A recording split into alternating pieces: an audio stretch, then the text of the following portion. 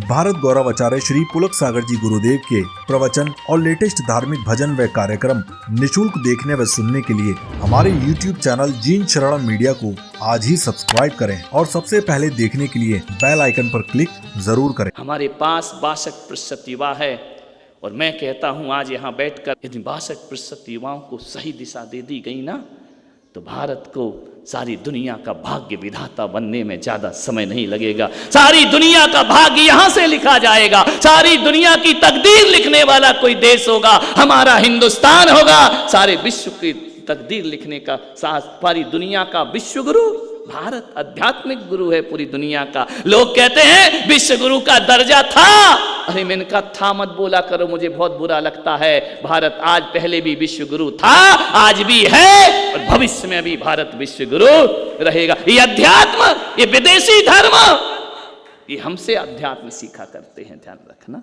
भारत से सीखा है धर्म क्या होता है, भारत ने बताया है आत्मा क्या होती है, भारत ने बताया है पुनर्जन्म क्या हुआ करता है, भारत बताता है कर्म सिद्धांत क्या होते हैं, भारत बताता है जैसी करनी वैसा फल आज नहीं तो निश्चित कल। ये अध्यात्म भारत देता है और भारत सारी दुनिया को जियो और जीने दो के संदेश प्रदान किया करता है, ध्यान रखिए। ये मेरा भारत है। विदेशियों ने लूटा है हमारे देश को और आज भी विदेशों की निगाहें हमारे हिंदुस्तान पर हैं। आज भी लार टपकाते हैं। यवन आए उनने लार टपकाई हमारे भारत के वैभव पर, मुगल आए उन्होंने लार टपकाई हमारे देश पर, अंग्रेज आए उन्होंने हमारे देश पर लार टपकाई। ध्यान रखना। मुझे ऐसा लगता है कि ये सब भारत को लूटने क्यों आए थे। मैंने एक दिन और कहा था ना, लूटता वो है जो कंगाल होता है और लुटता वो है जो माला माल हुआ करता है, ध्यान रखना। ये कंगाल लोग थे। आज दुनिया में बड़े नेता और बाप और दादा बनकर बैठे, इनके पास है क्या, ध्यान रखना, कुछ नहीं है। ध्यान, ये भारत के वैभव पर निगाहें डालते हैं। सोने की चिड़िया कहकर मेरे देश को बुलाया गया, लेकिन उस चिड़िया के पर नोचे इन विदेशियों ने, ध्यान रखना। जो आया वो लूट करके ले गया, हमारे मंदिरों को लूट करके ले गया, हमारे देश के खजानों को लूट करके ले गया और आज हमारे देश का कोहिनूर आज भी विदेशों में चमक रहा है, ध्यान रखना। लेकिन एक बात ध्यान रखना, हमने पत्थर के कोहिनूर की कीमत नहीं समझी, हमने समझी तो रामकृष्ण महावीर जैसे कोहिनूर की कीमत समझी। इन्होंने उन्हें पत्थर कह करके पुकारा। ये चमकदार पत्थर हैं और हमारे पास चरित्र वाले आचरण के भगवान हुआ करते हैं, ध्यान रखना। हमने इनकी कीमत समझी, हमने रुपए पैसों को कभी महत्व नहीं दिया है, हमने अपने आदर्शों को महत्व दिया है, हमने अपनी संस्कृति को महत्व दिया है। जब ब्रिटिश साम्राज्य यहां पर आया, भारत को तोड़ा गया, भारत को खंड खंड करने का दुष्प्रयास किया गया। और जब भी कोई एक बात याद रखना मेरे स्वयं सेवकों, जब भी कोई देश लुटता है तो सबसे पहले वो देश रुपए पैसे सोने चांदी से नहीं लूटा जाता है, सबसे पहले उसकी सभ्यता पर प्रहार किया जाता है, सबसे पहले उसकी संस्कृति पर प्रहार किया जाता है, उसके धर्म पर प्रहार किया जाता है, उसकी परंपराओं रस्मों पर प्रहार किया जाता है। और मैं आपसे कहता हूं, धन दौलत लुटे तो लुट जाए,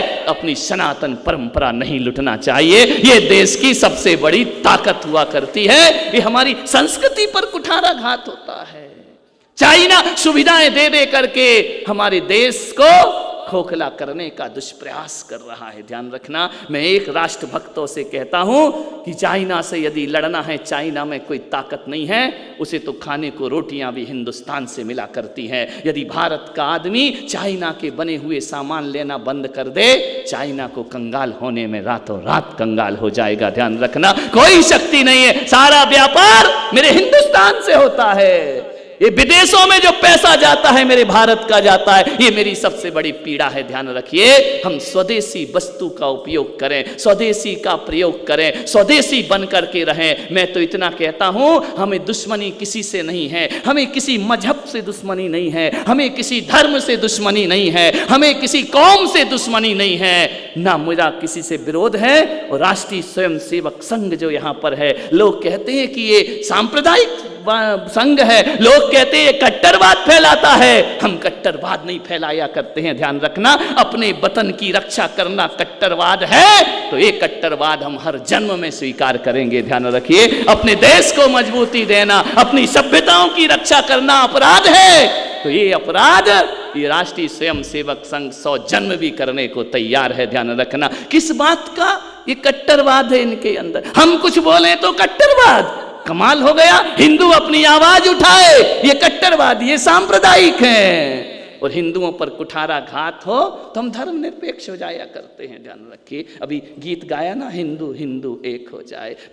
ये बात बोलो, आप कहोगे आप संत हो, आप इस तरह की बात क्यों कर रहे हो? एक बात बताओ, ये पूरा भारत में रहकर भी जो भारत के नहीं हो पाए, हिंदुस्तान में रहकर भी जो हिंदुस्तान के नहीं हो पाए, आप विचार करिए, भारत की बातें, हिंदुत्व की बातें, धर्म की बातें मैं अपने देश में नहीं करूं तो क्या पाकिस्तान में जाकर करूंगा? मैं आपसे प्रश्न पूछ रहा हूं, ध्यान रखना। मैं अपने देश में तो अपने वतन की बात करना भी गुनाह हुआ करता है क्या? अपने देश में रहकर अपनी संस्कृति की बातें करना अपराध हुआ करता है। अपने देश को मजबूती देने की बातें करना अपराध हुआ करता है। मान्यवर, जब इस बहुसंख्यक समाज को लूटा जा रहा था, देश के टुकड़े किए जा रहे थे, भारत माता को छला जा रहा था, भारत माता के खिलाफ ऐसे हथकंडे अपनाए जा रहे थे, मैं कहता हूं ना हमारे देश को अंग्रेजों ने गुलाम बनाया, ना मेरे देश को मुगलों ने गुलाम बनाया, ना मेरे देश को यवनों ने गुलाम बनाया। मेरा देश यदि गुलाम बना है ना, इनकी क्या ताकत की हमारे देश पे राज कर सके।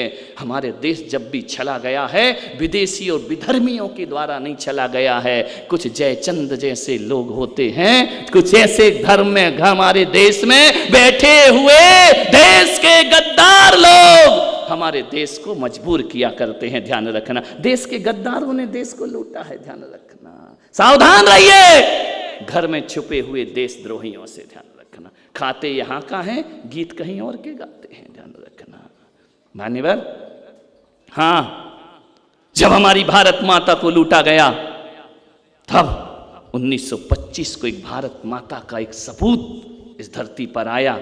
27 सितंबर 1925 को एक ऐसा व्यक्तित्व आया जिसे अपनी मां की गरिमा पर गर्व पैदा हुआ और उसने अपनी संस्कृति को बचाने के लिए केशव बलिराम जी हेडगेवार डॉक्टर साहब इस धरती पर आए और 4 लोगों से संघ की स्थापना कर दिया करते हैं। किस लिए करते हैं? वो दूसरे देश को लूटने के लिए नहीं।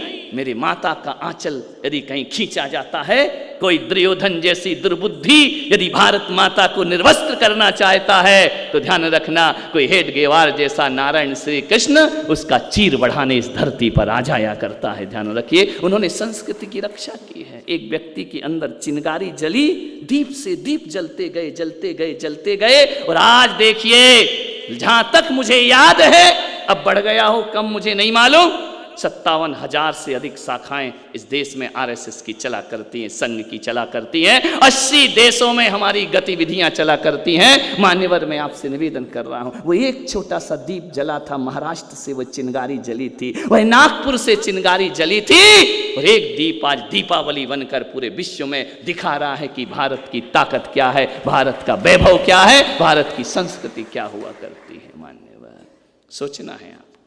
इनके बलिदानों को, इनके कार्यों को मैं संघ के लोगों से कहूँगा, और जो संघ में नहीं है उनसे भी कहूँगा। संघ में नहीं है इसका मतलब ये नहीं है कि वो इनका नहीं है, ये हमारे नहीं है, हम सब संघ ही हैं, ध्यान रखना।